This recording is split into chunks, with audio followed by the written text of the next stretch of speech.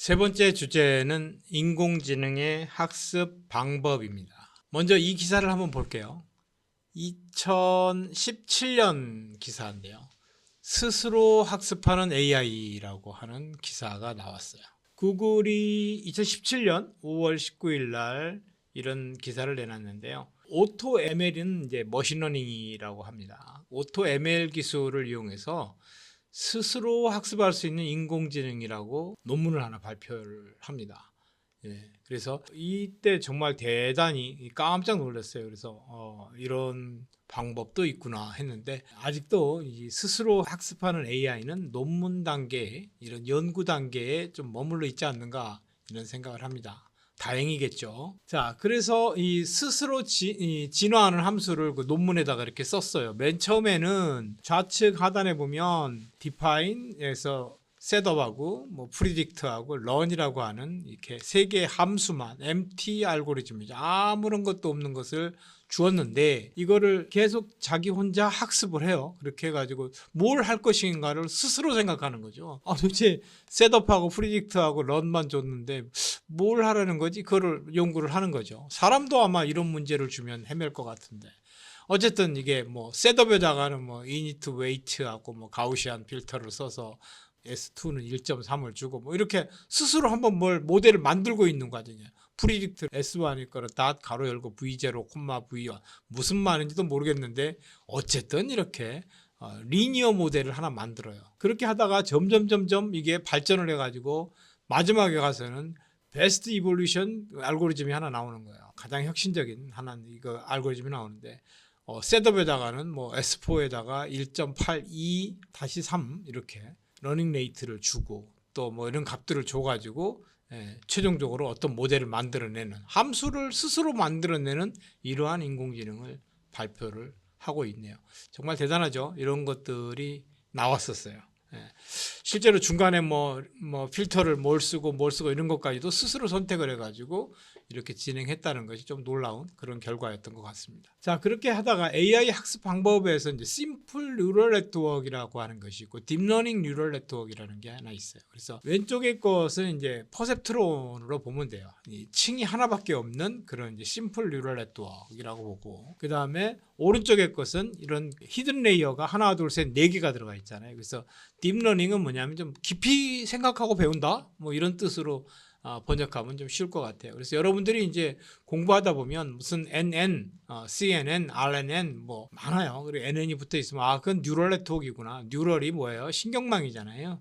신경망, 네트워크가 망이죠. 신경망이구나. 이렇게 이해를 하면 될 것 같습니다.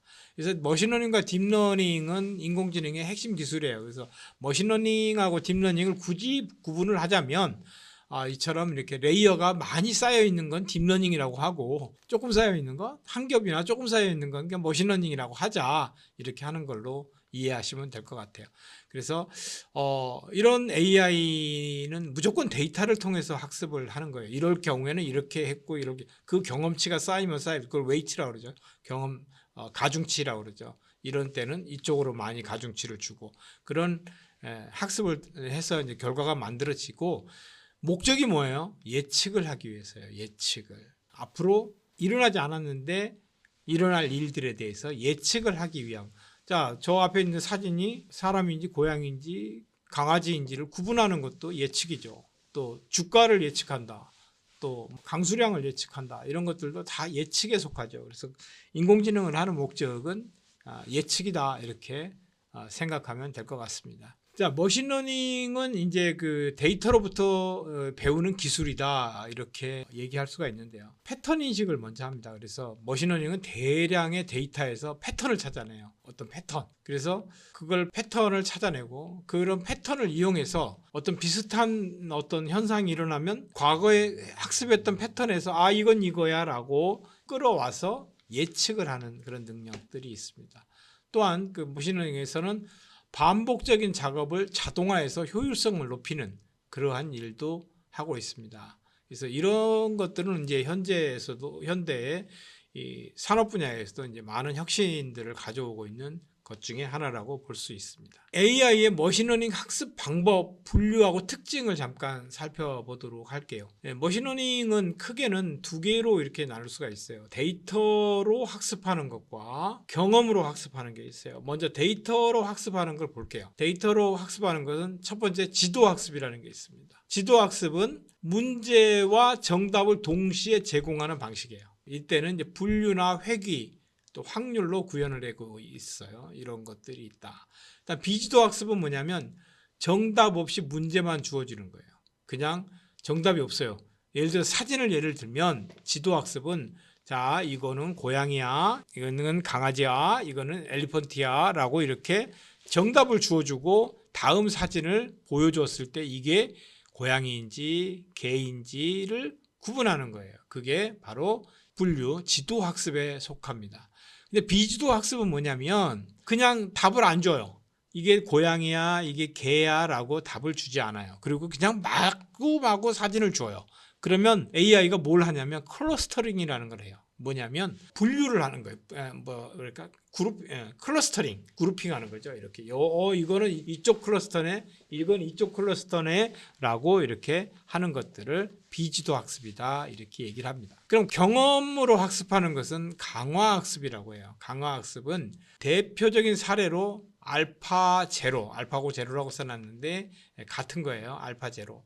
이런 것들. 그래서 뭐냐면 성공하면 점수를 주고 실패하면 마이너스를 시킴으로써 가장 점수가 좋은 루트를 찾아내는 것. 이게 강화 학습이라고 할 수 있어요. 자, 그래서 앞서서 나왔던 지도 학습을 예로 들면 슈퍼바이즈드 러닝이라고 합니다. 이거는 분류를 예를 들면 이 사진을 이게 강아지의 사진들을 쭉 보여주고 또 고양이의 사진들을 보여준 다음에 어떤 고양이든 뭐 강아지 사진을 보여줬을 때 이게 뭐야? 그러면 이거는 강아지야 라고 하는 거예요. 이게 이제 분류예요. 그런데 이런 경우가 있어요. 고양이 사진이나 강아지 사진을 보여주지 않고 코끼리 사진을 보여주면 분류에서는 이거는 고양이도 한 50% 된 것 같고 개도 한 50% 된 것 같아 라고 이야기를 하는 거예요. 인공지능이. 이거는 엘리펀트야 아니면 나는 몰라 라고 얘기하지 않아요. 반드시 주어진 정답 안에서 가장 근사한 답안을 찾아내는 것이 분류예요. 그 다음에 오른쪽에 보면 회귀라는 거예요. 회귀는 뭐냐면 여러 사람들의 데이터예요. 파란 점은 여러 사람들의 실제 데이터예요. 그런 데이터, 예를 들어서 152cm인 사람의 체중은 40kg고 또 어떤 사람은 150kg인데 50kg고 키는 작은데 더 체중이 더 나가죠. 이런 형태로 이렇게 표본들을 가지고 모델을 만드는 거예요. 그러면 어느 하나의 선이 이렇게 만들어지는 거예요. 선이. 그래서 선이 만들어지고 이 선들은 이렇게 데이터들이 이 선에 회귀한다라고 표현한 거예요. 그래서 예측을 하는 거예요. 키가 170인 사람은 체중이 얼마가 될까라고 하면 이 모델에 의해 가지고 91kg 될 것 같아 라고 답을 예측해내는 것을 회귀라고 합니다. 그래서 이런 방법이 있다. 그 다음에 비지도 학습에 대한 아까 얘기가 있었죠. 뭐 이거는 도그하고 캣하고 이렇게 했는데 사진을 보여줬는데 엘리펀트를 보여줬었다 하더라도 학습을 주지 않았어요. 이런 건 답안이 없잖아요. 이런 것들은 답이 없어요. 그런데도 어떻게 하느냐? 답이 없는 것들 이렇게 클러스터링, 이렇게 그룹핑 한다고 그럴까요? 이렇게 분류를 해내는 거예요. 이런 것들을 클러스터링이다 이렇게 보면 되겠습니다. 자, 그 다음에 강화학습, 아까 경험으로 하는 강화학습은 뭐냐면 에이전트가 있어요. 이 에이전트가 뭐냐면 AI예요. 에이전트가 불 쪽으로 갔을 때는 마이너스 50점. 그 다음에 이러면 안 좋구나, 다음엔 피해야지 이렇게 판단하는 게 마이너스 50점을 받았으니까. 그래서 이런 정책이나 행동을 함으로써 거기에 대한 보상이나 벌점을 받아가지고 다음에 정책을 수정하는 거예요. 얘가 일로 안 가겠죠. 그리고 어디로 가냐? 이쪽에 물 있는 쪽으로 이렇게 간다든가 아니면 물을 가져다가 이 불을 끄는, 이쪽으로 가야 된다면 이 물을 가져다가 불을 끄는 행동을 하도록 하는 것이 강화학습이에요. 그래서 우리나라 이세돌 9단을 이긴 알파고는 여러분들이 잘 알고 있을 거예요. 2016년에 인간을 4대1로, 그러니까 바둑의 신인 이세돌 9단을 4대1로 이겼고, 인간이 바둑 AI한테 마지막으로 유일하게 거둔 1승이며 마지막으로 거둔 1승이 바로 이세돌 구단이 거둔 1승이죠. 그래서 그런 것들은 뭐냐, 알파고는 인간이 갖고 있는 수없이 많은 기보를 데이터로 제공하고 학습한 모델로 만들어진 인공지능이었어요. 지도학습이었다는 거죠. 그렇게 해가지고 4대1로 이겼는데, 알파 제로는 인간이 이룩한 지식의 도움 없이 독학으로 바둑, 체스 뭐 이런 것들을 다 독파한 인공지능이에요. 알파 제로. 그래서 이 알파 제로는 2주일 만에 알파고를 100대 0으로 이겨버리죠. 네, 그거는 강화학습이었던 거예요. 이런 식으로 보상이나 벌점을 줘가지고 스스로 학습하도록 해서 지도학습한 인공지능을 100대 0으로 이겨버릴 만큼 뛰어난 성능을 갖게 되었던 거죠. 그것이 강화학습입니다. 자, 그래서 그 딥러닝은 인공신경망의 힘을 통해서 다층 구조나 특성학습이나 또 고성능 그 하드웨어, 이미지 이런 것들을 통해 성능을 나타내고 있는 것 같아요. 그래서 앞으로도 이제 딥러닝은 계속해서 이렇게 발전해 나갈 것으로 보입니다.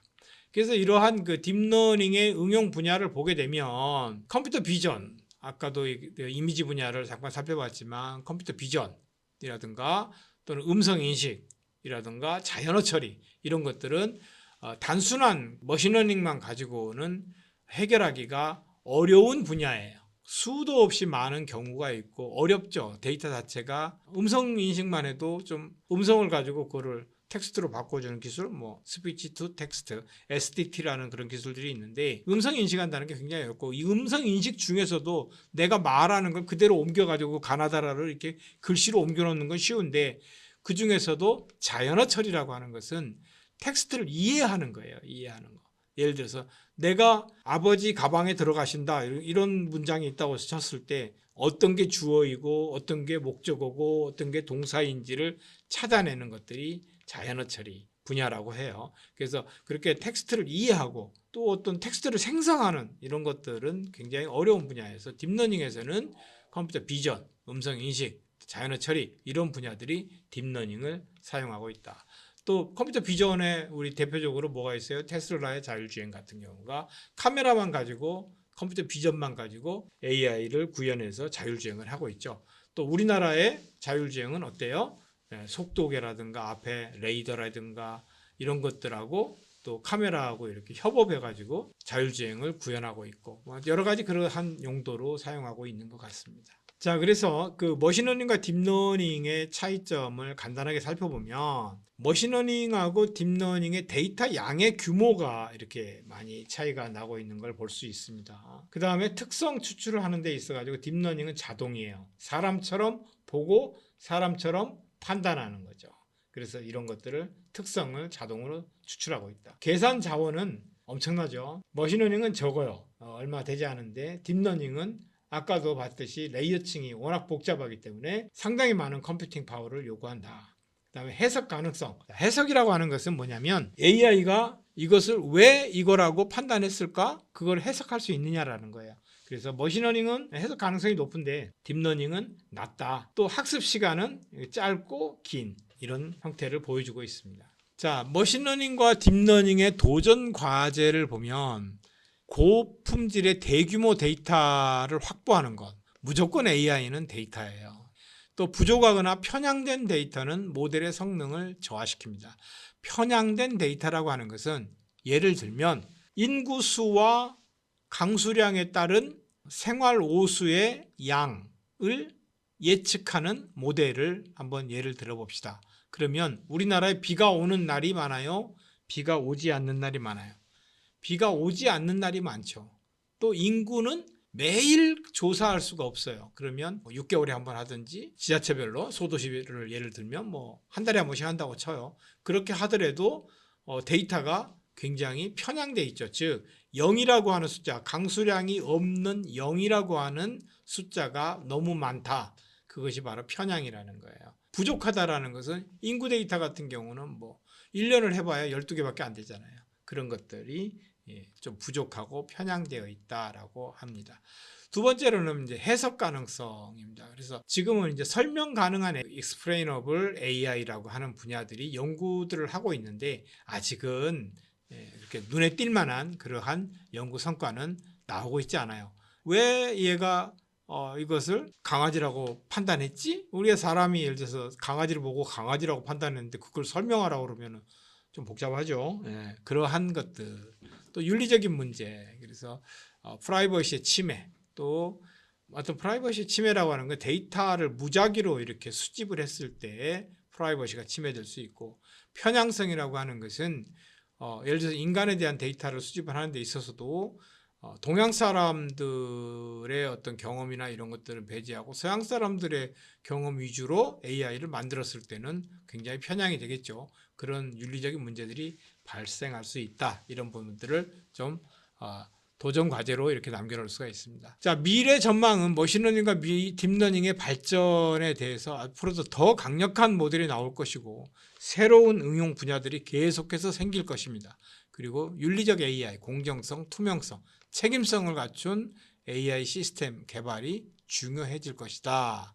이렇게 예상을 하고 있고요. 이런 것이 해결이 돼야 사회적 수용도를 높일 수 있다. 이렇게 보고 있습니다. 자, 여기까지 이게 세 가지 주제를 다뤄봤고요. 핵심 정리를 잠깐 해보도록 하겠습니다. 핵심 정리, AI 역사에서 양대 산맥, 기호주의와 연결주의에 대해서 살펴봤고, 겨울과 봄에 대해서 이야기를 했습니다. 제프리 힌턴 교수와 딥러닝 시대의 도래에 대해서 살펴봤고, 또 페이페이 교수와 이미지넷 대회에 대해서도 살펴봤습니다. 그리고 인공지능의 학습 방법 세 가지, 지도학습, 비지도학습, 강화학습 세 가지에 대해서 살펴봤습니다. 여기까지 3강을 마치도록 하겠습니다. 수고하셨습니다.